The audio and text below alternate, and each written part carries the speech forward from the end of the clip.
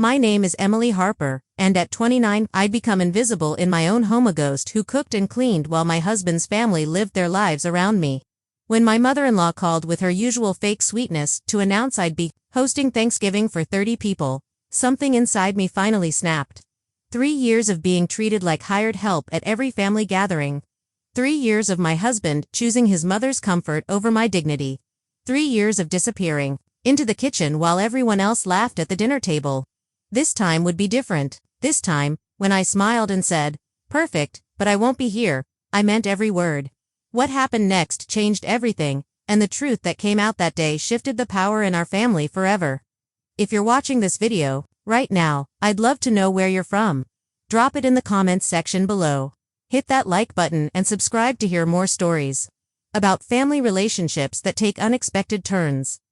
The morning sun filtered through the kitchen blinds, casting lines across the counter where I mechanically prepared my coffee. Same routine, same mug, same exhaustion that had nothing to do with sleep and everything to do with the life I'd somehow fallen into.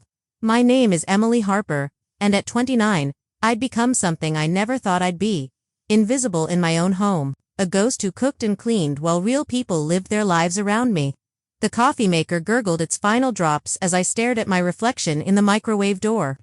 When had I started looking so tired? When had the spark in my eyes dimmed to this dull acceptance? I knew the answer, of course. It started 3 years ago when I said I do to Daniel, not realizing I was also marrying his mother, Evelyn, and her iron-fisted control over everything her son touched, including me. My phone buzzed against the marble countertop, the specific ringtone I'd assigned to Evelyn making my shoulders tense before I even answered. Her voice burst through the speaker with that artificial sweetness that always preceded a demand. "Emily, darling, I have wonderful news," she chirped, though we both knew wonderful and Evelyn's vocabulary meant convenient for Evelyn. "I've decided that Thanksgiving will be at your house this year. Isn't that marvelous? The whole family is just dying to see what you'll do with it." I set down my coffee cup slowly, feeling that familiar knot form in my stomach. The whole family? Oh yes, all 30 of us. You have such a lovely home. My son chose well, and it's high time you host it. I'll send you the menu I've planned. Nothing too complicated, just the traditional 20 dishes we always have. Of course, the menu. She'd already planned the menu for the dinner I'd be cooking in my house. The audacity should have shocked me, but it didn't. This was Evelyn's way steamrolling through life, flattening anyone who didn't move fast enough to get out of her path. "I hosted everyone at mine the last 6 years. She continued, her tone suggesting she was doing me an enormous favor, "but I think it's time to pass the torch. You've been in the family long enough to handle it." Handle it. Like I was being promoted to head servant. The memory of last Thanksgiving at her house crashed over me like ice water. I'd volunteered to help, foolishly thinking it would earn me some goodwill, and ended up spending 14 hours in her kitchen while she barked orders and criticized every slice, every garnish, every arrangement. When dinner was served, she'd presented everything as her own work while I stood in the corner, hands raw from washing dishes, watching the family laugh and toast her hospitality. I'd excused myself to the pantry and cried into a dish towel while 28 people enjoyed the meal I'd largely prepared. The year before that hadn't been much better. Easter, Christmas, 4th of July, all the same story. Emily cooks, Emily cleans. Emily disappears into the background while Evelyn holds court. "Emily, are you there?" Evelyn's voice sharpened, the sweetness evaporating. "Yes, I'm here." "Good. I'll email you the guest list and menu tonight. Oh, and make sure to use the good china, not whatever discount stuff you usually use. We have standards to maintain." The line went dead before I could respond. Not that she expected one. Evelyn didn't have conversations. She issued decrees, heard Daniel's footsteps on the stairs, that heavy tread that meant he was checking his phone while walking. He appeared in the doorway, already dressed for work in the suit I'd pressed yesterday. His attention split between me and whatever was on his screen. "Was that Mom?" he asked, though he knew the answer. Who else would call at 7 o'clock in the morning? "She's decided we're hosting Thanksgiving. 30 people, he said, glancing up briefly, then back to his phone. "Oh, that's nice. The house could use some life in it." Nice, 30 people. Nice. Daniel, that's in 3 weeks. I'd have to cook for 30 people, clean the entire house, decorate. Babe, you're overthinking it, he said, pouring himself coffee from the pot I'd made, not looking at me.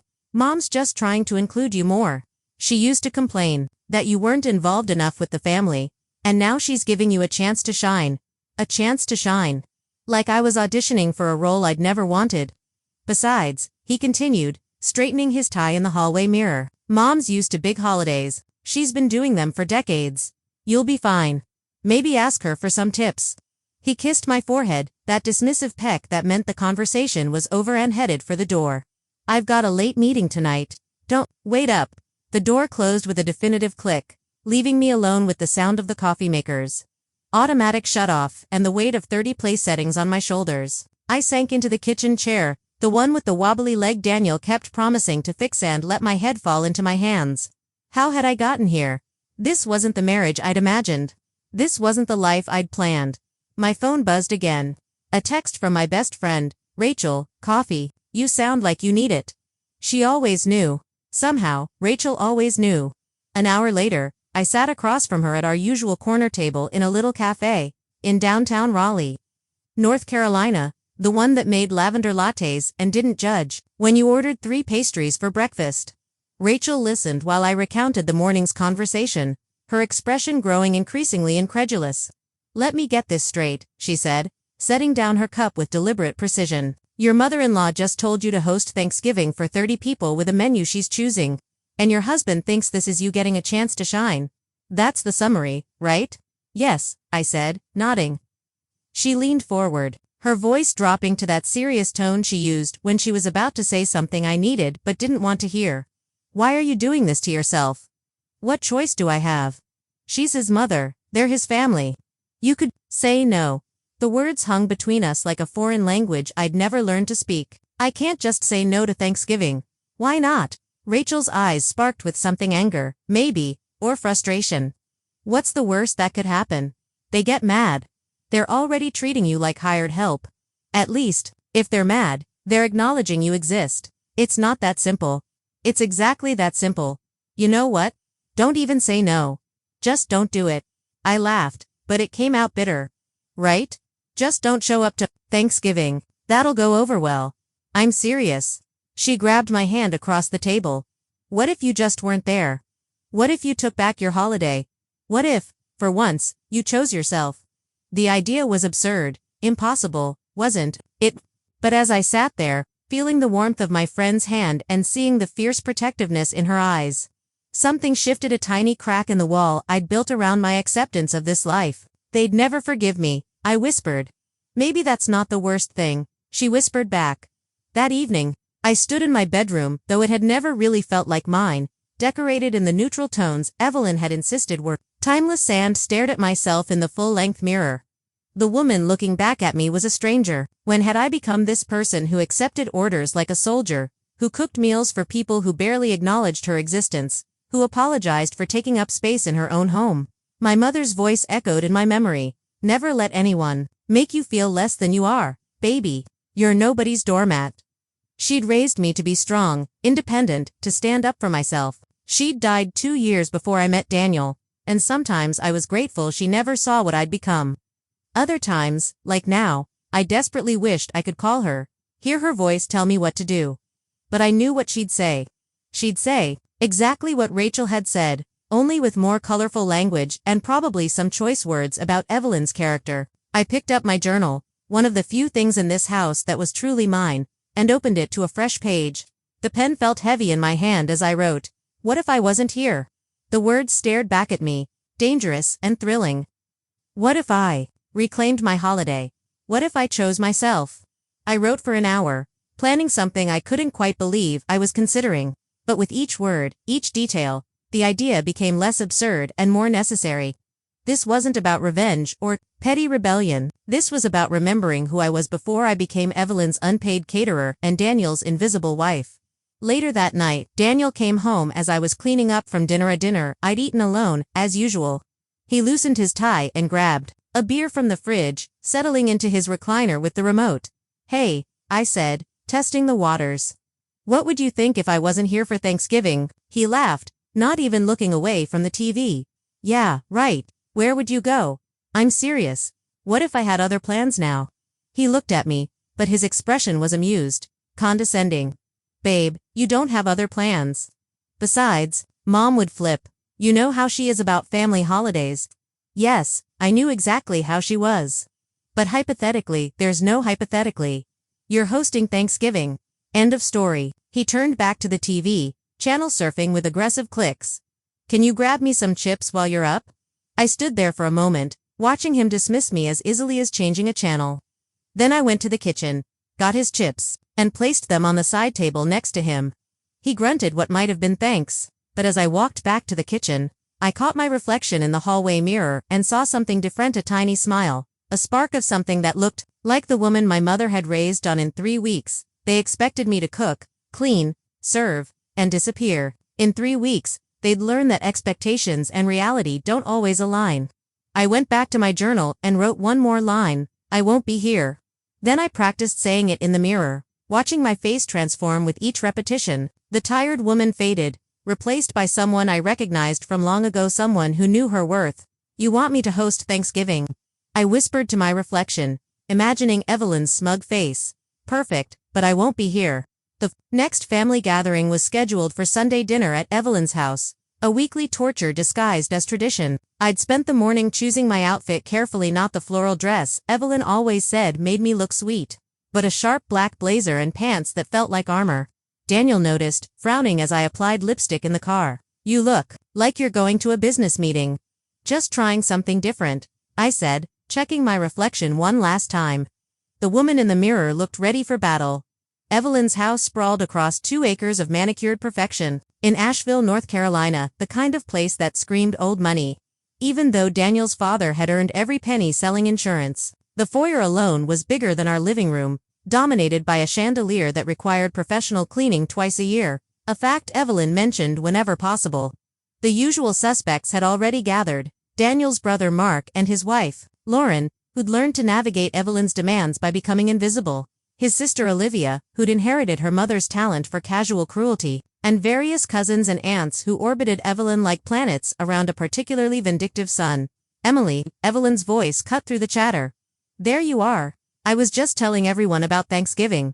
Isn't it exciting? She stood in the center of her living room, holding court in a cream-colored suit that probably cost more than my monthly grocery budget. The family arranged themselves around her like a Renaissance painting, Evelyn as the focal point, everyone else merely supporting cast. So exciting, Olivia chimed in, her smile sharp as a blade. Emily's finally going to show us what she can do. I mean, besides her usual. She paused, pretending to search for words. Simple, fair. A few cousins tittered. Lauren shot me a sympathetic look but said nothing. She'd learned, like I had, that speaking up only painted a target on your back. Now, Evelyn said with false magnanimity. I'm sure Emily will rise to the occasion. Won't you, dear? After all, you've had 3 years to learn how we do things. This was it, the moment I'd rehearsed in the mirror a dozen times. I took a breath, felt the weight of my mother's strength in my bones, and smiled. Actually, Evelyn, about Thanksgiving, oh yes. I've emailed you the menu. Did you see? I've added my grandmother's stuffing recipe. It's quite complex, but I'm sure if you follow the directions exactly, perfect. I interrupted, my voice carrying a calm I didn't entirely feel. But I won't be here. I'm not your maid. The room went silent. You could have heard a pin drop on Evelyn's imported Italian marble floors. Evelyn's face went through a series of expressions: confusion, disbelief, and then that forced laugh she used when buying time to formulate a response. Oh, Emily, she trilled, you and your sense of humor. Though it's a bit inappropriate, don't you think? I'm not joking. I held her gaze, steady as a lighthouse beam. I won't be cooking Thanksgiving dinner. I won't be serving 30 people. I won't be there. Olivia's mouth fell open. Mark choked on his whiskey. Even the cousins stopped their side conversations to stare. Evelyn's smile hardened like cement. I'm sure you're just overwhelmed. It's understandable. Perhaps Olivia could help you with the shopping. I'm not overwhelmed. I'm done. The words rang out clear and final. Daniel, who'd been across the room discussing golf with Mark, finally noticed the tension. He rushed over, his face flushed. What's going on? Your wife, Evelyn said, her voice dripping venom disguised as concern, Seems to be having some sort of episode. I'm having clarity. I corrected. I won't be hosting Thanksgiving. Find another venue. Daniel grabbed my arm, not hard enough to hurt, but firm enough to convey his panic. Can I talk to you privately? He practically dragged me to Evelyn's study, closing the door behind us with barely controlled fury. What the hell are you doing? You just embarrassed my mother in front of everyone? She embarrassed herself by assuming I'd comply with her demands. Demands? She's including you. This is what you wanted, isn't it? To be part of the family. I laughed, and it must have sounded unhinged because he took a step back. Part of the family. Daniel, I'm the help. I'm the one who cooks while everyone else eats. I'm the one who cleans while everyone else relaxes. Your mother doesn't want me to be part of the family? She wants me to serve the family. You're being dramatic. Am I? When was the last time your mother asked me about my job? My interests? When was the last time any of them had a conversation with me that wasn't about what I could do for them? He ran his hand through his hair, that gesture he made when reality threatened to penetrate his bubble of denial. Look, just apologize. Say you're stressed with work or something. We'll smooth this over. No, Daniel, I'm done smoothing things over. I'm done pretending this is normal. I'm done being invisible in my own life. You'd better fix this, he said, his voice low and threatening in a way I'd never heard before. This is my family, and I'm your wife, or doesn't that matter? He didn't answer, just stormed out, leaving me alone in Evelyn's study, surrounded by photos of family gatherings where I appeared in exactly none of them. I took a moment to compose myself, then walked back to the living room. The conversation stopped the moment I appeared. Everything sorted? Evelyn asked, her tone suggesting she expected capitulation. Yes, I said simply. I'll be taking a trip over Thanksgiving. You'll need to make other arrangements. Then I walked out, leaving Daniel to make excuses or not. I no longer cared. The next morning, I opened my laptop and started searching for cabin rentals. I wanted something remote, peaceful, the complete opposite of Evelyn's Thanksgiving circus. I found it on the third page of results. A modest cabin on Lake Norman, 2 hours north of Raleigh, surrounded by nothing but trees and water. The photos showed a stone fireplace, a deck overlooking the lake, and, most importantly, blessed solitude. I booked it for 5 days, Wednesday through Sunday. The confirmation email felt like freedom in digital form, but I wasn't done. If I was going to burn this bridge, I might as well add some fireworks. I called La Belle Cuisine, the high-end catering company in Raleigh, and arranged for a complete Thanksgiving dinner for 30 to be delivered to our address at 123 Cedar Lane. On Thursday at noon, turkey sides, desserts, everything Evelyn's menu demanded, and more. The price made me wince until I remembered the inheritance from my father sitting in my separate account, the one Daniel didn't even know existed. Would you like us to include setup and service? The pleasant voice on the phone asked. No, just delivery. They can serve themselves. I could almost hear Evelyn's indignation at having to serve herself food someone else had cooked. The thought made me smile. Next, I called my lawyer friend, Claire, who'd been my college roommate and knew my situation better than most. I need a favor, I said. A delivery on Thanksgiving Day. This sounds interesting. What kind of delivery? Remember those documents about the house? The ones proving my father left it to me before I got married. Claire whistled low. You're going nuclear. I'm going honest. Will you do it? With pleasure. I never liked that woman. I prepared the envelope carefully, including copies of the deed, my father's will, and a brief letter explaining that while I welcomed family to my home, I would no longer tolerate disrespect within its walls. I sealed it with wax, a bit dramatic, perhaps, but if I was going to make a statement, I might as well make it memorable. The week progressed with increasing tension. Daniel had moved to the guest room, communicating mainly through huffs and slammed doors. Olivia called twice to mock my little tantrum, as she put it. Evelyn sent daily emails with increasingly passive-aggressive subject lines. Thanksgiving menu, since you're apparently too busy. Family traditions, remember, those, and my personal favorite, disappointed. I responded to none of them. Instead, I focused on my preparations. I cleaned the house, meticulously, not for them, but for me, so I could return to a space that felt like mine. I stocked the fridge with easy meals for Daniel, not out of obligation, but to eliminate any excuse for him to play the victim. I even prepared a simple instruction sheet for the coffee maker, though he'd lived here for 3 years. On Tuesday night, I packed my bags with the kind of care usually reserved for exotic vacations. books I'd been meaning to read, the expensive wine I'd been saving, comfortable clothes that Evelyn would call frumpy, and my journal, which had become my confidant through this journey. Daniel came home late, as he had every night since Sunday's confrontation. He stood in the bedroom doorway, watching me fold a sweater. "You're really doing this," he said, not a question, but an accusation. "Yes, you're really going to humiliate my family. Your family has humiliated me for 3 years. I'm just choosing not to participate anymore. This is insane. You're throwing away our marriage over one dinner." "No, Daniel. Our marriage has been eroding with every dinner where I'm treated like the help.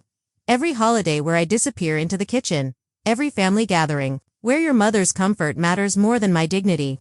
This isn't about one dinner. It's about all of them." He shook his head, disgust clear on his face. "I don't even know who you are anymore." "That's the problem," I said softly. "You never did."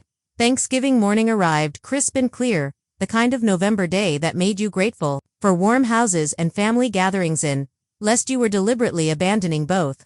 I woke at 5 o'clock, not from nervousness, but from a strange excitement.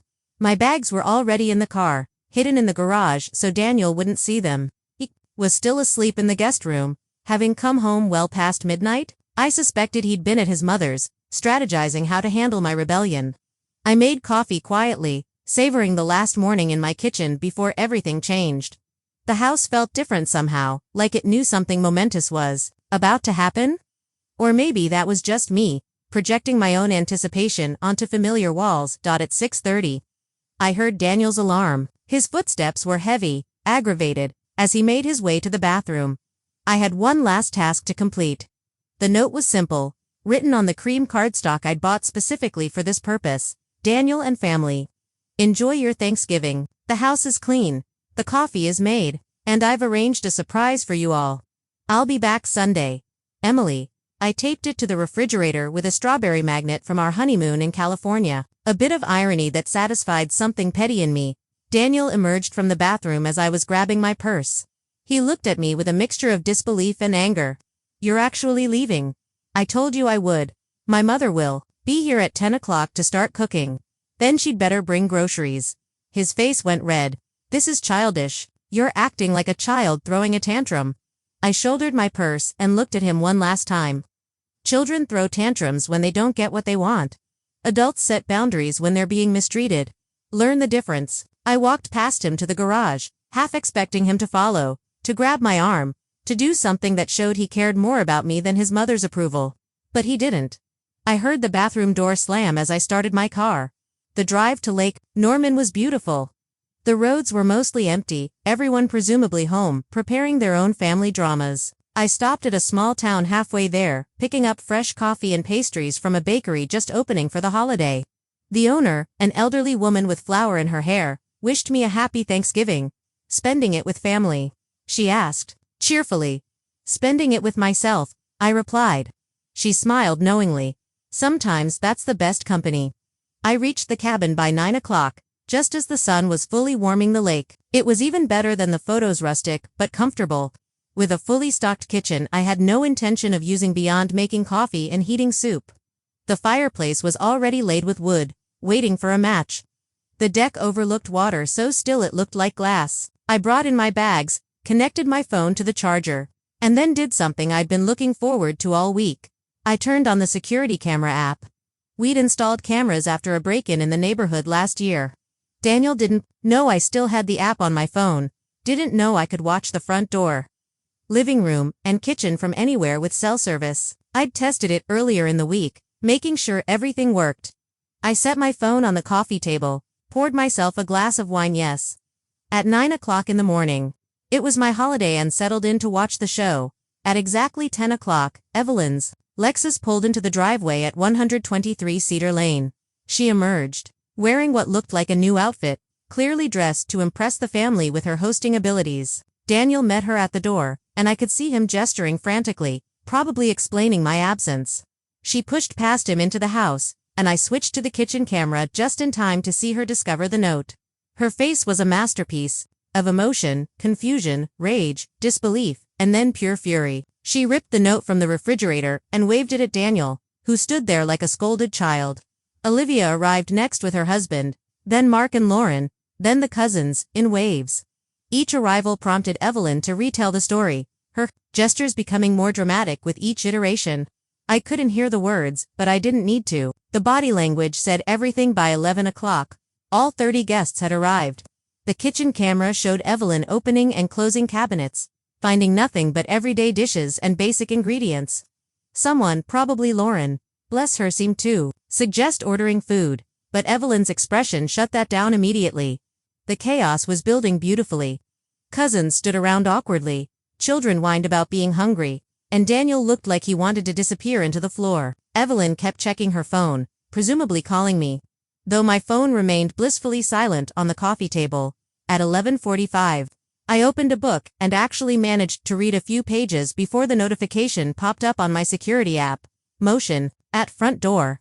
I opened the feed to see 2 catering vans pulling up. The doorbell rang, and Daniel answered, his confusion evident even through the grainy camera footage.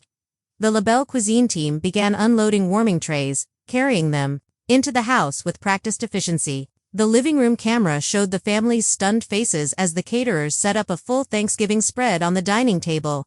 I'd cleared the night before, turkey carved and ready, sides in elegant serving dishes, pies and desserts arranged on Evelyn's precious silver platters. I'd left them out specifically for this purpose. Evelyn found the invoice. Of course, the caterers always leave one. She stared at it, then at the food, then at Daniel, who threw his hands up in obvious confusion. The cousins, unaware of the full drama and probably hungry, began serving themselves. One of the children clapped excitedly at the dessert display. Even Mark cracked a smile, nudging Lauren and pointing at what looked like an impressive spread. But Evelyn stood frozen, the invoice in her hand, her entire narrative disrupted. She had wanted to paint me as the selfish daughter-in-law who abandoned the family on Thanksgiving. Instead, I'd provided a feast she couldn't take credit for, couldn't control, couldn't criticize. Olivia tried to salvage the situation, gesturing at the food dismissively, probably making some snide comment about store-bought versus homemade. But even she couldn't deny the quality. La Belle Cuisine was where Evelyn herself ordered from for events she deemed too important to trust to anyone else's cooking. I watched them eat in confused silence for a while, then closed the app and walked out onto the deck. The lake stretched before me, peaceful and indifferent to human drama. I'd brought a sandwich from the bakery, and I ate it slowly, savoring every bite of bread I'd chosen, filling I'd selected, on a schedule entirely my own. My phone buzzed repeatedly. 17 missed calls from Daniel, 12 from Evelyn. Various texts I didn't bother reading, but one number caught my eye. Lauren. Her text was simple. That was beautiful. Thank you for the food and for the show. I smiled and deleted the message thread. No evidence, no trail. As the sun began its afternoon descent, painting the lake in golds and oranges, I thought about what was happening back at the house. Were they discussing me over the meal I'd provided? Was Evelyn spinning some story about my mental state, my selfishness, my inability to handle simple family responsibilities? Let them all talk. They were eating food I'd paid for in a house I owned while I sat beside a lake, finally understanding what my mother had tried to teach me. Self-respect isn't selfish, it's necessary. I raised my wine glass to the setting sun, to my mother's memory, to the woman I was becoming again. Happy Thanksgiving, I whispered to the lake, and for the first time in 3 years, I meant it. Back at the house, as I would later learn from Lauren, the meal had descended into awkward chaos. Evelyn tried to claim she'd ordered the catering as a surprise, but the invoice with my name exposed the lie. Some relatives praised the food, others questioned why I wasn't there, and a few, the smarter ones, began to piece together years of observations about how I'd been treated. Daniel apparently drank too much wine and ended up in a shouting match with Mark about loyalty and family values, which Mark countered with questions about why Daniel let his mother treat his wife like hired help. Olivia's husband, usually silent at family gatherings, asked point-blank why they were all pretending this was normal, sending Olivia into tears of rage. The children, oblivious to adult drama, declared it the best Thanksgiving ever because no one made them wait to eat. And there were 3 kinds of pie. As evening fell over Lake Norman, I lit a fire in the cabin's fireplace and opened my journal. Tomorrow would bring consequences, confrontations, ultimatums, but tonight, for the first time in years, I felt like myself, not Daniel's wife, not Evelyn's personal chef, not the invisible woman in the corner, just Emily. And that was enough. That was everything. The morning after Thanksgiving arrived, with fog rolling across Lake Norman, turning the world into a watercolor painting of grays and silvers. I'd slept better than I had in months, waking naturally without an alarm, or the anxiety of what Evelyn might demand that day. My phone had finally stopped buzzing around midnight. 63 missed calls in total, 48 text messages, and 12 voicemails I had no intention of listening to. The silence felt like a luxury I'd forgotten existed. I made coffee in the cabin's simple kitchen and carried it out to the deck, wrapped in a blanket I'd found in the closet. The lake was invisible in the fog, but I could hear it lapping gently against the shore, a rhythm that matched my finally steady heartbeat. At 9 o'clock, I turned on my phone's security app one more time. The house was empty except for Daniel, who sat at the kitchen table with his head in his hands, surrounded by containers of leftover catering. He looked rough and shaven, still in yesterday's clothes, the picture of a man whose world had shifted without his permission. I closed the app and opened my laptop instead, curious about the social media fallout. Evelyn maintained a carefully curated Facebook presence, and several family members were prolific sharers of family gatherings. Olivia had posted first, at 11 p.m. on Thanksgiving. Some people don't deserve the families they marry into. Thankful for those who understand loyalty and tradition. Subtle as a brick, that one. But then came the interesting ones. Mark's wife, Lauren, had shared a photo of the dessert table with a caption, "Grateful for unexpected kindness and generous spirits. Sometimes the best gifts come from those who aren't even present." A cousin I barely knew had written, "Interesting Thanksgiving this year. Makes you think about family dynamics and who really does the work versus who gets the credit." Food for thought, pun intended. And then there was Evelyn's post, shared at 2 a.m. Clearly after several glasses of wine, disappointed by those who abandoned family when needed most, but we Thompsons persist. We don't run from responsibility. The comments section was a battlefield. Some relatives offered support. Others asked pointed questions about what happened, and a few brave souls suggested that maybe I'd had my reasons. One comment from Daniel's great-aunt caught my eye. "Evelyn, dear, perhaps it's time to consider why she felt the need to leave." I screenshotted everything, not for any particular purpose, but as evidence that I wasn't imagining the divide forming in the family narrative. My phone rang. Lauren calling, not texting. I debated for a moment, then answered. "Emily, thank God. Are you okay?" "I'm fine, Lauren. Better than fine, actually. Where are you?" "Somewhere peaceful." "How bad was it after dinner?" Lauren laughed, but it sounded strange. "Bad." Evelyn tried to hold court like usual, but people kept asking where you were. Then someone pointed out that you'd paid for all the food, and she lost it. Started ranting about ungrateful women who don't understand family values. Sounds about right. But here's the thing, not everyone agreed with her. Mark actually defended you. Said he'd watched you work yourself to exhaustion at every family gathering while the rest of us sat around. Evelyn called him a traitor. Mark defended me. I couldn't hide my surprise. Mark had always seemed as deeply under Evelyn's thumb as Daniel. Something shifted yesterday, Emily. The mask slipped, and people saw how things really are. Even Olivia's husband made a comment about the family taking advantage of you, and Daniel. Lauren paused. He got drunk. Very drunk, kept calling you, leaving increasingly angry voicemails.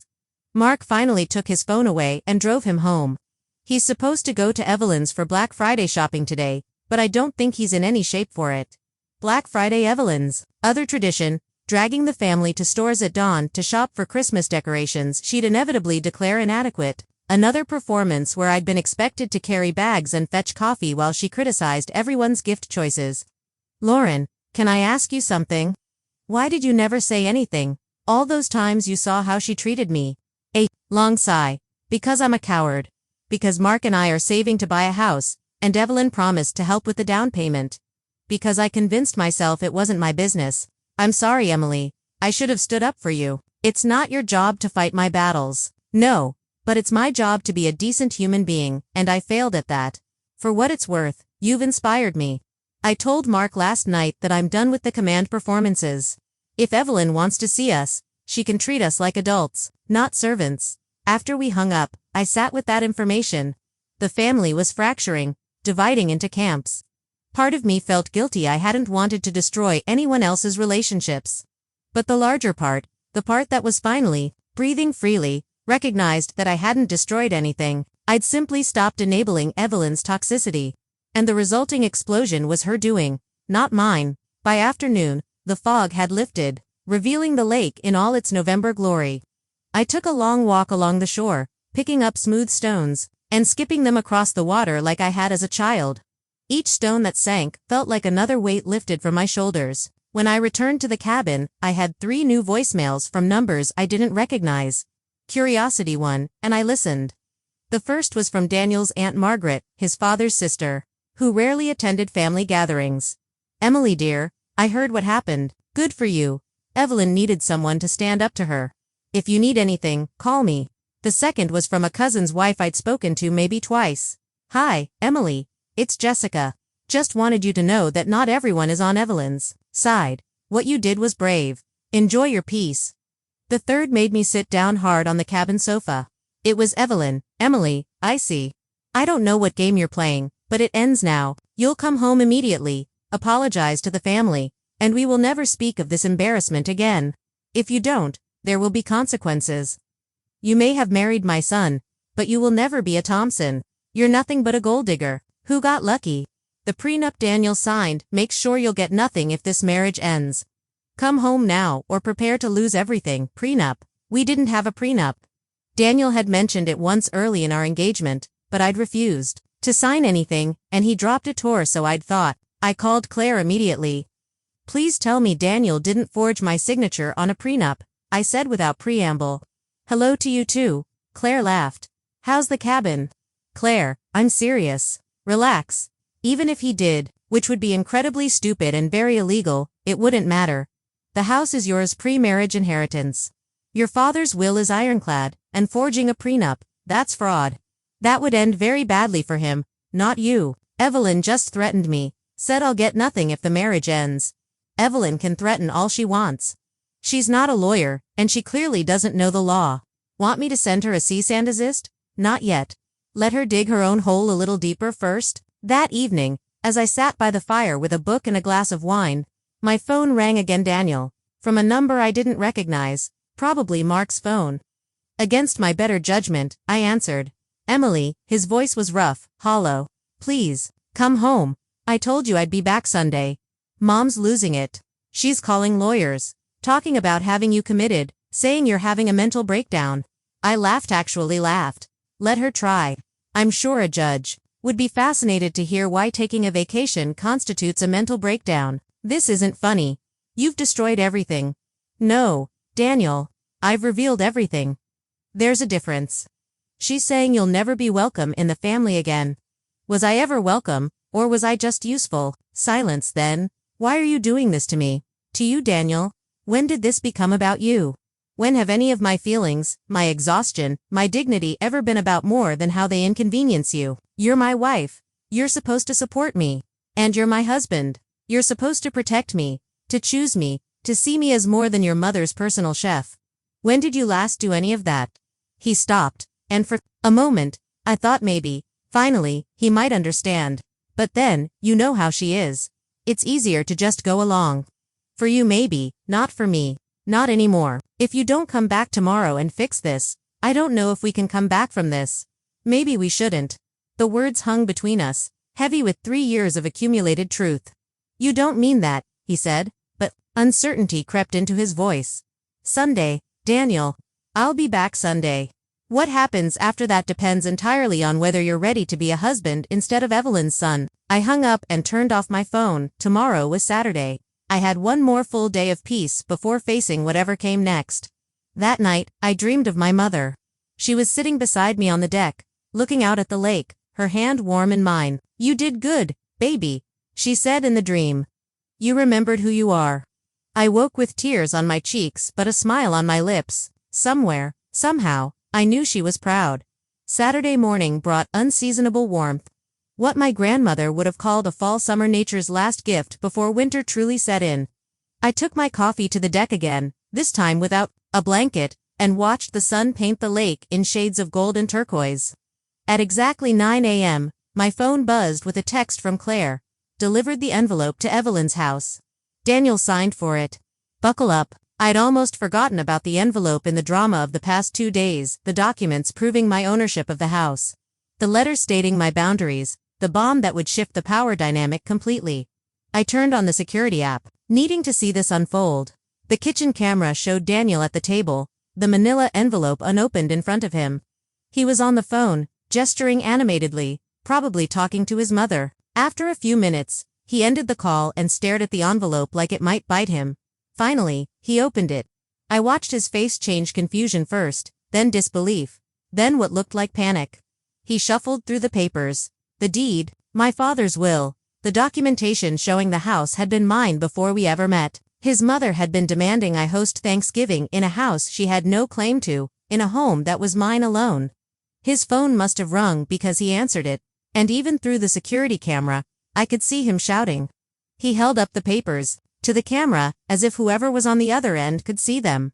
20 minutes later, Evelyn's Lexus screeched into the driveway. She stormed into the house with Olivia and Mark in tow. The living room camera captured the scene, Daniel showing them the papers, Evelyn snatching them from his hands, Olivia pacing like a caged animal, and Mark, surprisingly, sitting calmly on the sofa, almost smiling. Evelyn's mouth moved rapidly, her face reddening. She threw the papers on the coffee table and pointed at Daniel, clearly berating him. Olivia joined in, ganging up on him. But Mark picked up the documents and read through them carefully, occasionally shaking his head. Then Mark said something that made Evelyn turn on him. They argued, Mark standing his ground while Evelyn grew more agitated. Finally, Mark stood up, said something directly to Daniel, and walked out. Through the front door camera, I saw him get in his car and drive away, leaving Evelyn and Olivia staring after him in shock. My phone rang. Emily, you're not going to believe what just happened. Mark walked out. How did you never mind? Yes, he walked out. But before he did, he told Evelyn that she'd been a bully for years and that you were the only one with the courage to call her on it. He said he was done enabling her, and if she wanted a relationship with him, she'd have to earn it. Mark said that. Emily, this is like watching a dynasty crumble. Olivia's husband just texted me asking if we want to grab drinks and discuss exit strategies from the Thompson empire. I never meant for stop. Don't you dare apologize. This reckoning was decades overdue. Evelyn's ruled through fear and manipulation for so long, everyone forgot they had choices. You reminded us. After Lauren hung up, I sat in stunned silence. The ripple effects were spreading far beyond what I'd anticipated.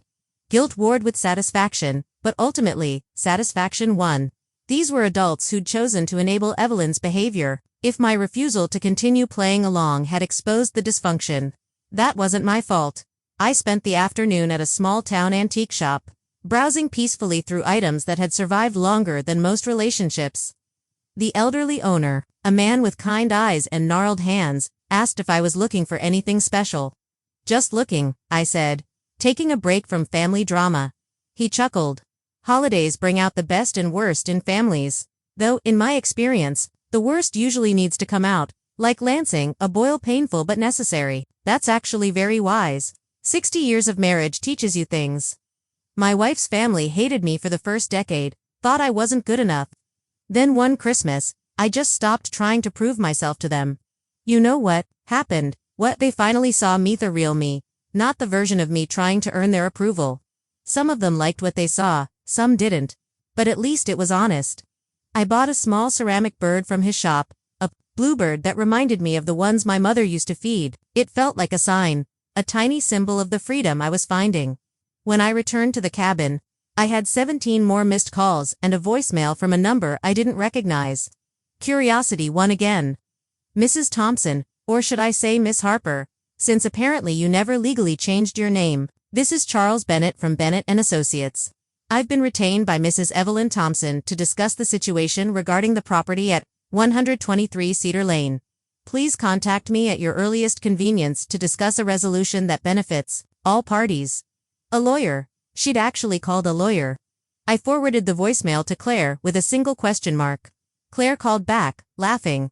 Charles Bennett. She hired Charles Bennett. Oh, this is perfect. He's a golf buddy of her husband's who does real estate law.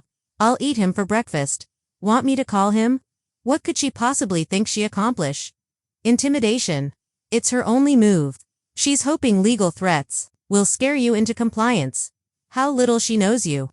That evening, I cooked myself a simple dinner pasta with butter and garlic, a salad, bread from the local bakery. I ate slowly, savoring each bite, remembering all the elaborate meals I'd cooked that I'd been too exhausted to enjoy. As night fell, I sat by the fire and opened my journal. Tomorrow, I would go home. Tomorrow, I would face whatever awaited me. But tonight, I wrote, things I've learned this week. 1. Boundaries aren't cruel. They're necessary.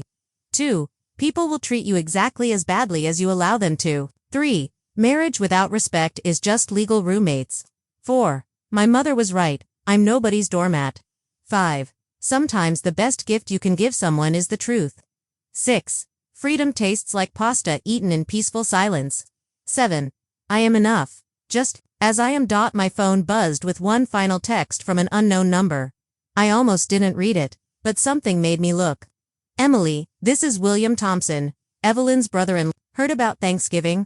Reminded me why I haven't spoken to Evelyn in 5 years. You did what I never had the courage to do, stood up to her in front of everyone. If you need a reference for a divorce lawyer, I know a good one. Welcome to the free world. Even Evelyn's extended family was reaching out. The avalanche I'd started was still gathering momentum. Tomorrow would bring confrontation. Possibly the end of my marriage, certainly the end of something. But as I banked the fire and headed to bed in the cozy cabin bedroom, I felt ready. Whatever came next, I would face it as myself, not the diminished version I'd become, but the woman my mother raised me to be. Sunday arrived with rain, a steady drizzle that turned the world soft and gray-fitting weather for what felt like a funeral.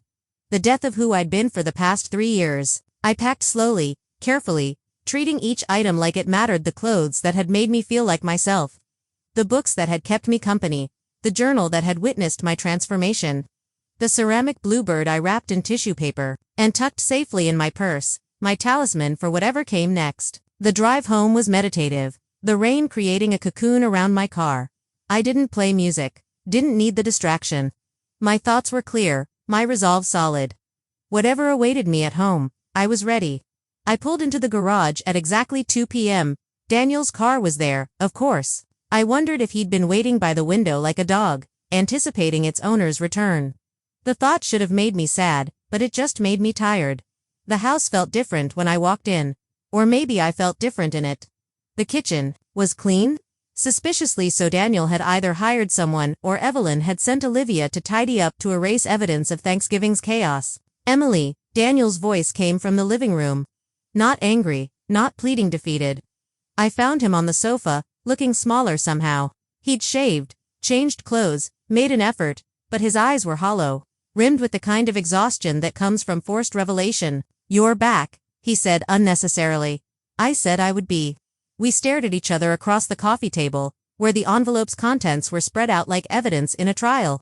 Why didn't you tell me about the house? He asked finally. When would I have? When you and your mother were redecorating without asking me. When she was criticizing my choice of curtains in my own home. When you were telling me I should be grateful to live in such a nice place. He flinched. We need to talk. Yes, we do. But first, I need you to understand something. This isn't a negotiation. I'm not asking for permission to be treated with respect in my own home. I'm stating facts. This house is mine. My boundaries are non-negotiable. Your mother is no longer welcome here unless she can treat me as an equal, and you need to decide if you're my husband or her son, because you can't be both anymore. That's not fair. Fair. I laughed, but there was no humor in it. Was it fair when I spent 14 hours cooking last Thanksgiving while you all sat around drinking wine? Was it fair when your mother called me the help at your cousin's wedding? Was it fair when you told me I was overreacting every time I tried to tell you how miserable I was?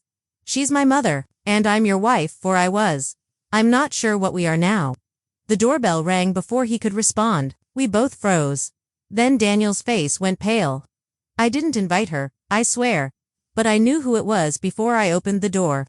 Evelyn stood on my porch, yes, my porch, looking like she'd aged 5 years in 3 days. Olivia flanked her, but there was something different in her stance, less confident, more uncertain. We need to talk, Evelyn announced, trying to push past me into the house. I didn't move. No, we don't. I beg your pardon. I said no. This is my house, and you're not welcome here. Her face went through its familiar cycle of emotions, landing on indignant rage. How dare you? I dare because This is my property, and I decide who enters. You can say whatever you need to say from right there. Patricia started to speak, but Evelyn raised a hand to silence her. They stood in the rain, getting progressively wetter, while I remained dry in my doorway. The power shift was so obvious even Evelyn couldn't deny it. You've destroyed this family, she hissed. No, I've revealed what this family really is. There's a difference. You manipulated my son. Your son is a grown man who chose his mother over his wife at every opportunity. That's not manipulation. That's disappointment. Daniel appeared behind me. Mom, just go. Evelyn's shock was almost comical. You're taking her side? There shouldn't be sides. Daniel's voice cracked. But you created them. You've been creating them for years, and I was too much of a coward to stop you. It was the first honest thing I'd heard him say in months. Evelyn's mouth opened and closed like a fish out of water. Olivia tugged at her arm. Mom, let's go. This isn't helping. But Evelyn had one more card to play. If you proceed with this rebellion will never see this family again. No holidays, no birthdays, no support when you need it. You'll be alone, I thought, about the messages from Mark, from Lauren, from aunts and cousins, and even Evelyn's brother. I won't be alone. I'll just be free of you. She turned on her heel and marched back to her car, Olivia scurrying after her. As they drove away, Daniel and I stood in the doorway, neither of us sure what to say. Finally, he spoke. Got a call from Mark. He wants to know if we'd consider hosting Christmas, just him and Lauren, and a few cousins who are, in his words, Team Emily. There's a Team Emily. Apparently, even Aunt Margaret called, said she's been waiting 40 years for someone to put Evelyn in her place. We went back inside, sitting on opposite ends of the sofa, like strangers negotiating a treaty. I need you to know, I said carefully, that I'm not sure our marriage can survive this. Too much has happened. Too much has been revealed. I know. His voice was small. I know I failed you. I see it now every time I chose the easy path, chose her feelings over yours. I failed you. Seeing it now doesn't erase 3 years of diminishment. No, it doesn't. But maybe it could be a beginning. If you're willing, I'd like to try. Really try. Therapy, boundaries with my mother, the whole thing. I want to be the husband you deserve, not the son she raised. I studied his face, looking for the man I'd fallen in love with before Evelyn's influence had twisted us both into shapes we didn't recognize. I need time, I said finally, and space. I'll stay in the master bedroom. You can have the guest room. We'll try therapy, but I make no promises. And your mother is banned from this house until she provides a genuine apology, not to you, not through you, but to me directly. That could take forever. Then it takes forever. He nodded slowly. What about Christmas? We'll see. One day at a time. That evening, as Daniel cooked dinner for the first time in our entire marriage badly, but with effort, my phone buzzed with a message from Lauren. Heard you're home. Heard Evelyn got turned away at the door. Heard Daniel finally grew a spine. Proud of you. Mark wants to start a new tradition, orphan holidays for those of us who've escaped the Thompson regime. You in? I smiled. The first real smile in days. I'm in. As I lay in bed that night in my house, in my room, on my terms. I thought about the journey from Thursday morning to Sunday night for days that had dismantled 3 years of dysfunction. The ceramic bluebird sat on my nightstand, catching the moonlight through the window. Tomorrow would bring new challenges, therapy sessions, difficult conversations. The slow work of either rebuilding a marriage or ending one with dignity. Evelyn would likely escalate before she ever apologized. The family divide would deepen before it healed. But none of that mattered tonight. Tonight, I was home, not the home I'd left Thursday morning.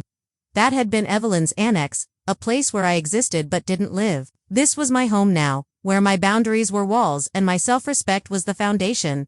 I picked up my journal one last time and wrote, Day 4 of Freedom. I didn't lose a family. I lost a chain. I didn't gain solitude. I gained myself. I didn't destroy a marriage. I revealed what it really was. And if it can't survive the truth, it doesn't deserve to exist. My mother would be proud. I'm proud. For the first time in 3 years, I'm enough. I was always enough. The rain had stopped, leaving the world washed clean. Through the window, I could see stars appearing between the clouds. Tomorrow would come with all its complications. But tonight, I was free. I closed the journal and turned off the light. In the darkness, I whispered the words I'd been afraid to say for so long. I choose me. And for the first time in 3 years, that was exactly the right choice. Have you ever stayed silent while being disrespected just to keep the peace? And what did it cost you in the end? If Emily's story of reclaiming her self-worth resonated with you, hit that like button and subscribe for more stories about finding the courage to choose yourself when everyone expects you to choose them.